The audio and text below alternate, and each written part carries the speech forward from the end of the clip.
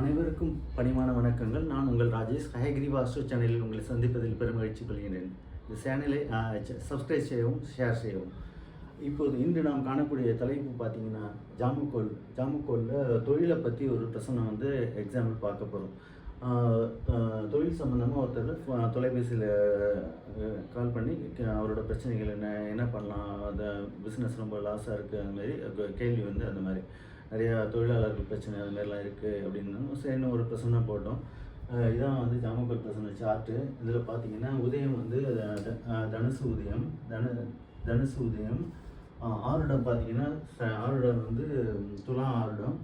ஆருடத்துலேயே சனி இருக்குங்கிறதுனால நம்ம அவர் கேட்ட கேள்வி ரைட்டு தான், தொழிலை பற்றி கேட்டிருக்காரு. அடுத்தது கவிப்பு பார்த்தீங்கன்னா இந்த இடத்துல கவிச்சிருக்காரு. கவிப்பு கடகத்தில் இருக்குது. கவிப்பு மேலே பாம்பு போயிட்டுருக்கு, பாம்பு இருக்குது. பாம்புன்னா கடுமையான நெருக்கடி, தொழில் நெருக்கடி. ஸோ கடுமையான மன உளைச்சல் ஜாதகம் இருக்குது. தொழில் கடுமையான மன உளைச்சல். ஸோ அவர் என்ன பண்ணலாம் அப்படிங்கிறது கேட்குறாரு.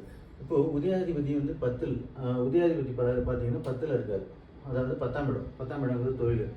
தொழிலில் பார்த்தீங்கன்னா சுக்கிரன் இருக்குது, சந்திரன் இருக்குது. சுக்கிரன் சந்திரன் ரெண்டு பேருமே பெண்களை குறிப்பவர். ஸோ பெண்களால் பிரச்சனை. உதயத்திலும் சுக்கிரன் இருக்க பெண்களால் பிரச்சனை.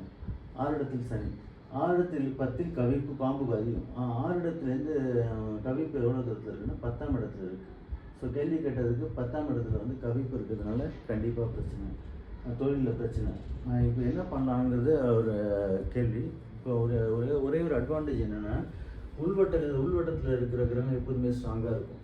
ஸோ உள்வட்டத்தில் இருக்கிற அந்த கிரகம் உதயத்தை பார்க்குது, 5ஆம் பார்வை. உதயத்தை பார்க்கும்போது உதயாதிபதிக்கு எந்த பிரச்சனையும் கிடையாது.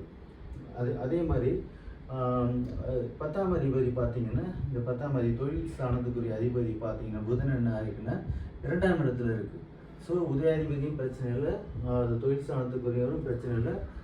ஒன்று செய்யலாம் இடம் மாற்றிட்டு தொழிலை செஞ்சுக்கலாம். அந்த இடத்துல இருக்காமல் வேறு இடத்துல நம்ம போயிட்டு தொழில் செஞ்சால் நல்லாயிருக்கும் அப்படிங்கிற மாதிரி சஜஷன் சொல்லியிருக்கோம். உங்கள் ஆதரவுக்கு நன்றி. மீண்டும் ஒரு நல்ல பதிவில் சந்திக்கலாம். நன்றி, வணக்கம், வாழ்க வளமுடன்.